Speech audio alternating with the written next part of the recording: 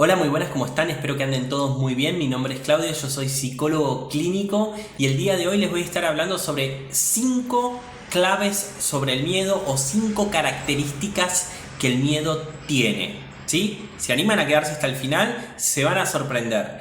Número 1. La primera de ellas es, la primera característica del miedo es que el miedo tiene una característica de desaparecer siempre después y nunca antes. Y esto es importante remarcarlo porque las personas en general creen que van a tomar determinadas acciones en su vida cuando no tengan miedo. Es más, quieren quitarse el miedo para poder lograr hacer aquellas cosas que son importantes.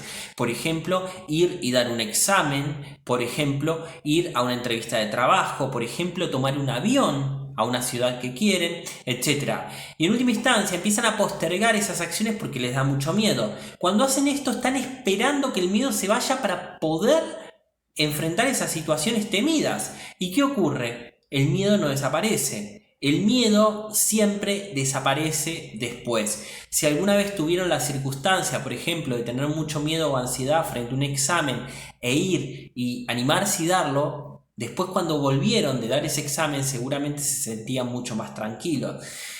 Si alguna vez tuvieron la experiencia de alguna situación de miedo y se enfrentaron, saben de forma sobrada que el miedo desapareció muy rápidamente luego de enfrentar la situación. ¿Qué tenemos que aprender de esto? Que el miedo solamente desaparece cuando enfrentamos la situación. La mejor forma de hacer desaparecer el miedo es enfrentando, exponiéndonos a la situación, ¿sí? Característica número 2.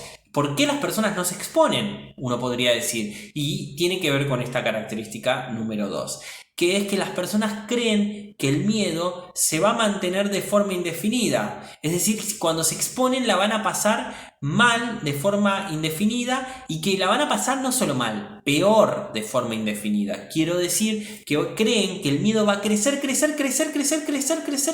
de forma infinita. Y no es así. La naturaleza no es tan generosa, no nos dio recursos infinitos.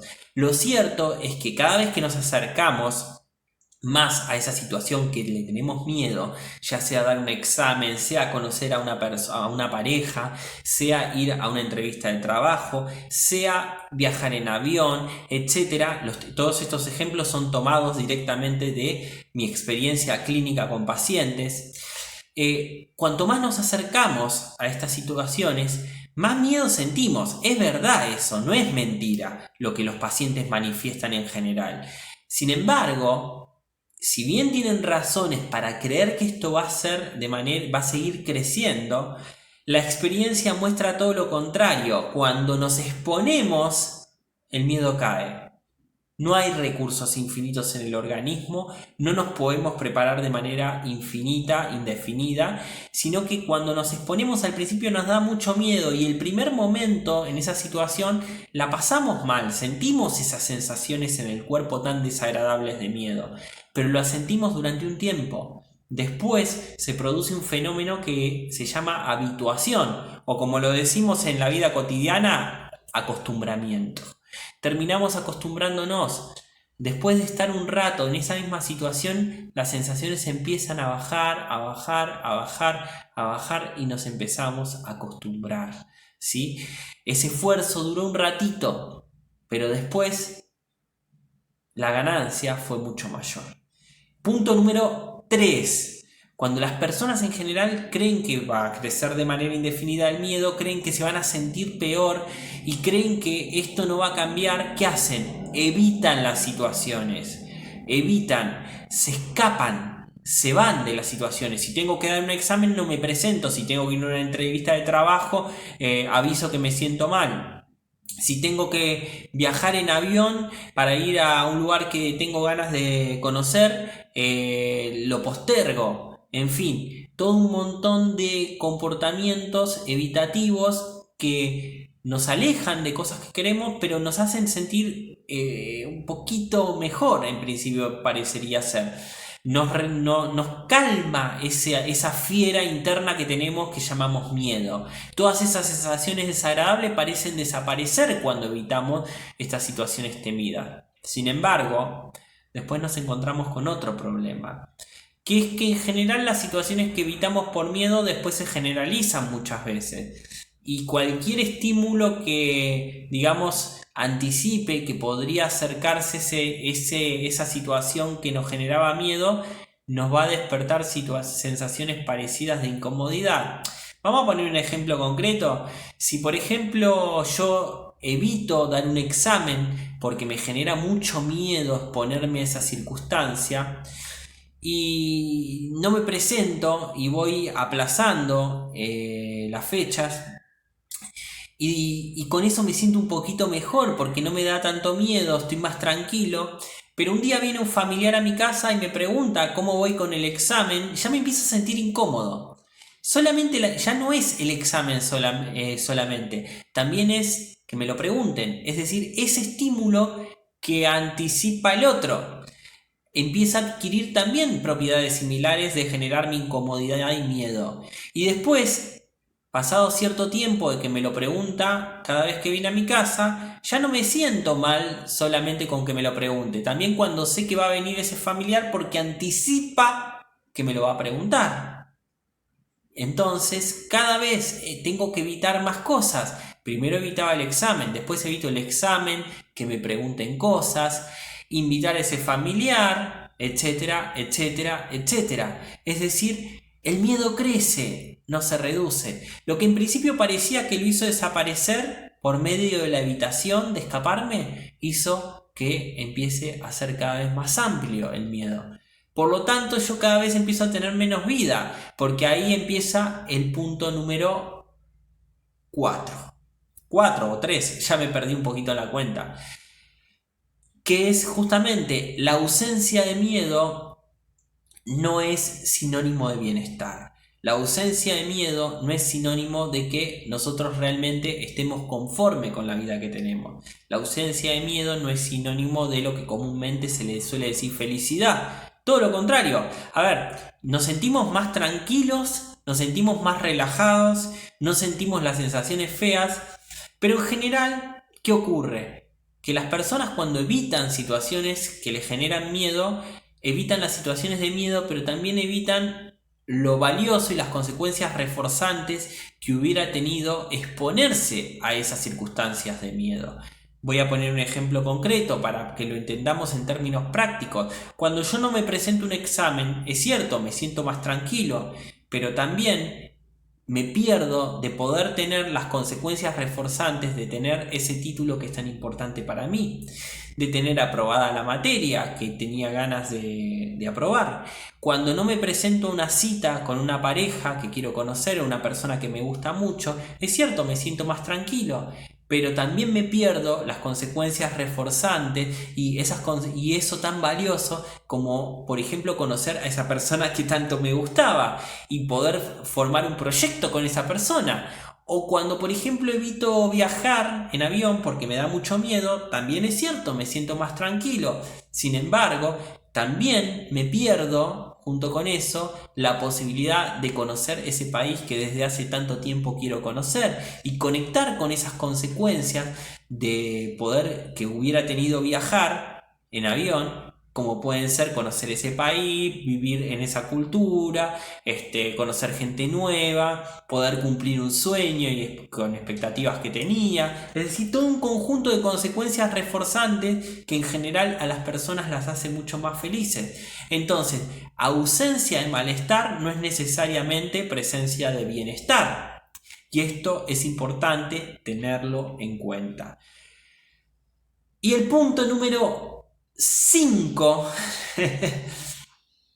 es un punto ya no en contra del miedo, sino a favor del miedo. El punto número 5 es entender que el miedo tiene una función evolutiva, que el miedo, que nosotros como seres humanos estamos programados para sobrevivir y no necesariamente para ser felices o estar bien. Para estar bien o ser felices tenemos que hacer cosas, ¿sí? Muchas veces. Hacer cosas que son valiosas para nosotros.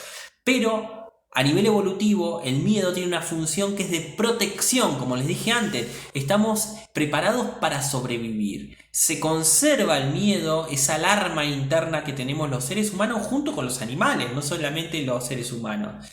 ¿Por qué? Porque probablemente ese rasgo hizo que nuestros antepasados sobrevivieran y por eso nosotros hayamos llegado al siglo XXI. Por lo tanto, no va a desaparecer el miedo. Pretender desaparecer el miedo no sería útil. El miedo es una alarma interna que los seres humanos tenemos, con una gran diferencia, y esto es importante.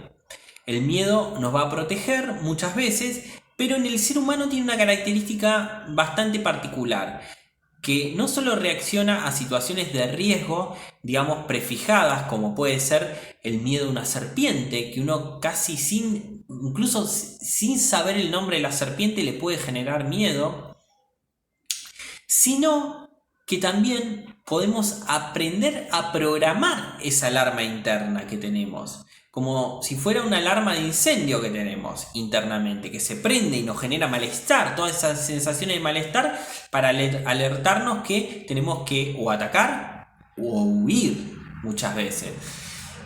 Sin embargo, esta alarma se puede prender programar de una manera particular, que es no a veces por experiencia directa. Por ejemplo, si yo salgo a la noche en una calle desolada, oscura, puede ser que me roben o que me ataquen y yo aprenda que salir de noche por lugares oscuros es peligroso. En ese sentido, aprende de la experiencia directa, pero el ser humano es más fascinante todavía y podemos aprender no por experiencia directa, sino por lo que nos cuentan, es decir, a través del lenguaje. Y esto es altamente beneficioso porque podemos aprender a tener miedo, por ejemplo, que se prenda nuestra alarma a situaciones que no conocimos pero que pueden ser riesgosas, pero también podemos aprender a tener miedo a situaciones que no lo son porque nos contaron. Por ejemplo, supongamos un amigo viaja en avión y viene y nos cuenta con muchísimo terror y mucho miedo que la pasó muy mal en el avión, que hizo ruidos muy extraños, que estuvo, según él, a punto de caer por esos ruidos, andaba mal el avión, y que empezó a sentir palpitaciones y se sintió muy mal y casi se descompone.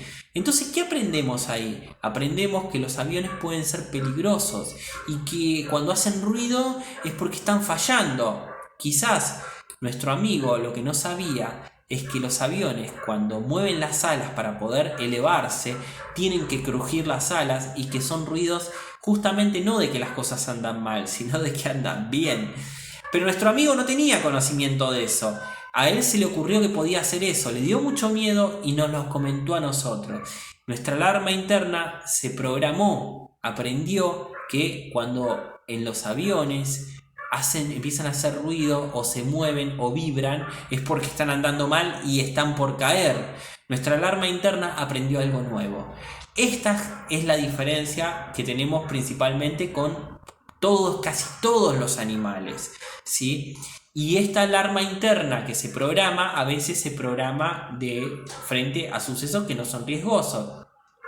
Sin embargo, como les dije antes, a veces no la podemos evitar y se va a encender. Lo importante y lo que les quiero dejar como reflexión es que la alarma va a convivir con nosotros, la alarma es importante que esté, la alarma a veces se prende frente a fenómenos o circunstancias inofensivas, incluso que tienen que estar y que son perfectamente normales. Sin embargo, somos nosotros los que tenemos que ver si realmente esa alarma está encendiéndose correctamente o estamos reaccionando frente a algo que no es un peligro, ¿sí? Somos nosotros los que tomamos la decisión. Como les dije en algún video anterior, la alarma de incendio en una casa se tiene que encender, es lo que sabe hacer. Sin embargo, somos nosotros los que tenemos que ir y verificar si hay un incendio o simplemente alguna persona descuidada que se prendió un cigarrillo.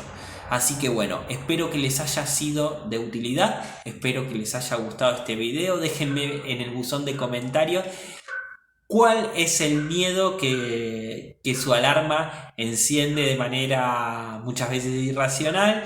Háganmelo saber. que es una forma de participar y de también de mostrar un poco de empezar a darnos cuenta de que esto nos pasa a todos los seres humanos y que no tiene nada de extraño.